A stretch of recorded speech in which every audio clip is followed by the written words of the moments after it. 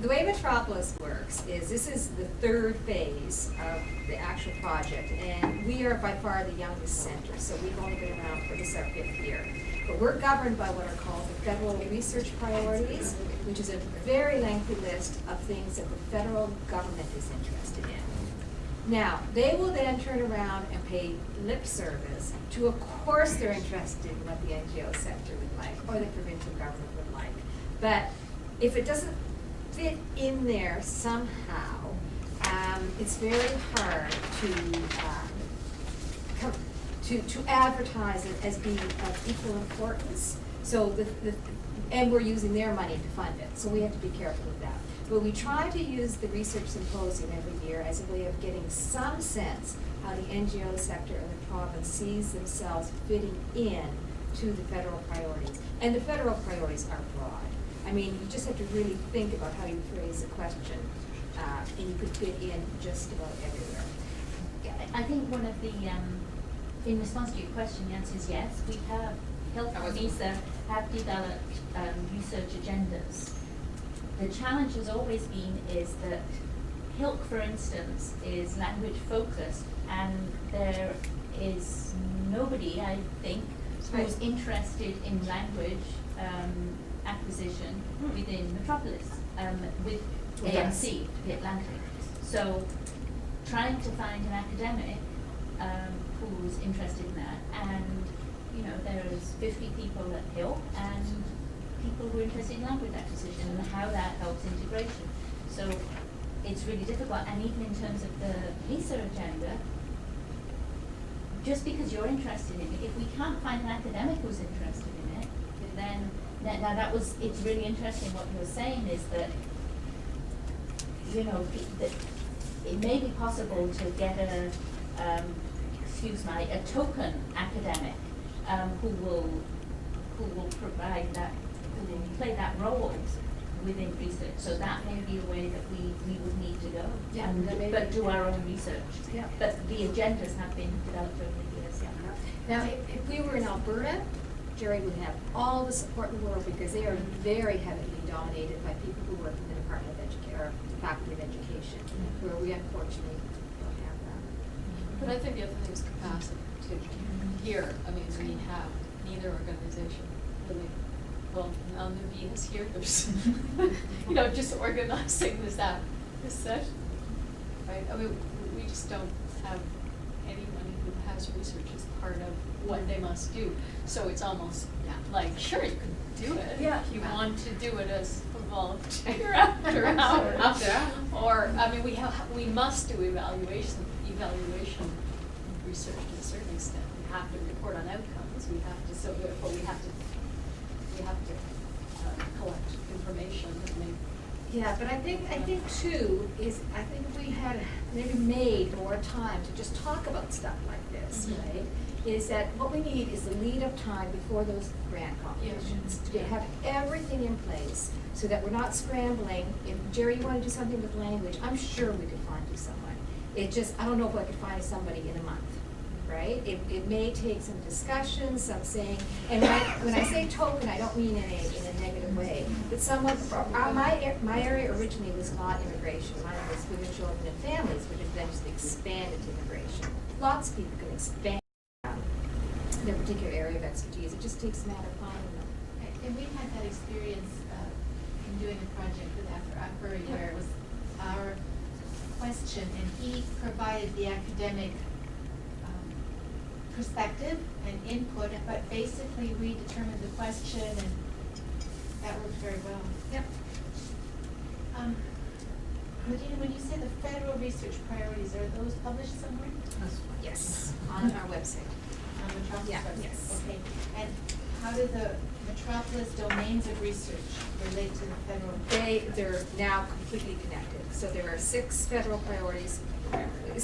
Welcoming communities, justice, policing, and security, children, families, children, youth, and families, economic integration, civil. What's the first one? Sorry, citizenship. I'm missing one. Oh, housing and neighborhoods. And then each center is allowed to have a renegade one, so to speak. So and you're allowed to opt out of 2 and have 1 renegade one. So we don't have a families, children, and youth.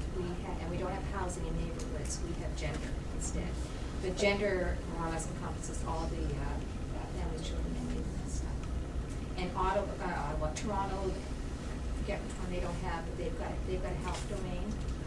And Alberta has an education domain, which none of the other centers do.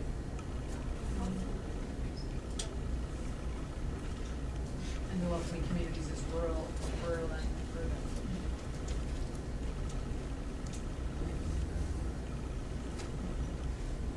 That's something else, and I'm sitting here just thinking, you know, the one nice thing about one of the many, there's been a lot of downsides to phase 3, but one of the nice ones is that the centers are talking a lot more to each other. Whereas before we met once a year at the conference, and that was it, we didn't know each other, and there was this incredible resentment against Atlantic Canada getting their metropolis center. So we were the bad girls, I guess, in most days. But that's now completely gone by the way. I don't think there's anything to stop us from getting a researcher in Alberta to work with you. I don't know under what grounds that would be a problem.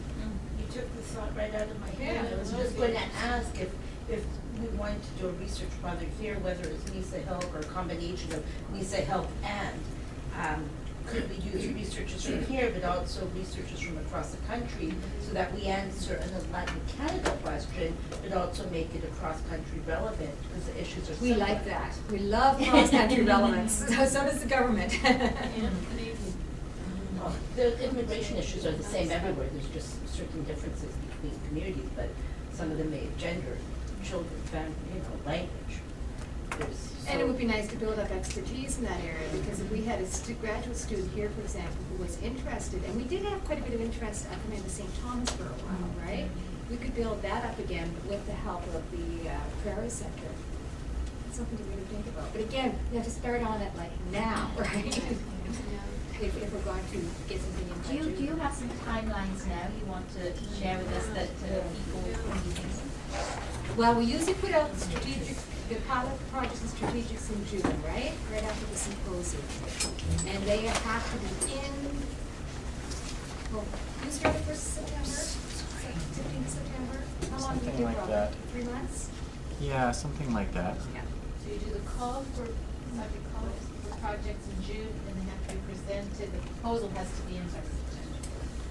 Because the dates Yeah. switched, we used to have it a little bit later, I think it's mid-September. So you're dealing with not the greatest time of year is the problem. So Except that it's quieter. it is quieter, and if you know that that's gonna be the date every single year, because if you know short grants are always September 15th or October 15th, whatever they are, that you start now. And that we get people lined up, that the formats are almost always going to be the same, 5,000, 12,000, and then 20,000. We have a call for proposals. I think it's gone out. You should have Mhm. received it on knowledge translation activities. How did it go out, Robert? We sent it out to all of our contacts by email, and it's on our website. Yeah. So. And that offers money up between $2,000 to $5,000 for a knowledge translation event.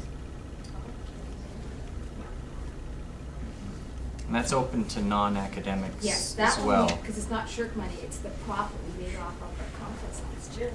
Yes. So I felt anybody so can good apply. handing money to Alberta this year, because we made too much. Something about that. So what would that look like? What would a knowledge translation be? There's a whole bunch of suggestions on the website, but it can be helping to sponsor a workshop or a symposium of some sort, or to publish something, or to make a videotape, or basically we're open to all sorts of ideas. But something that gets the information from one body to another body, and preferably intersectoral.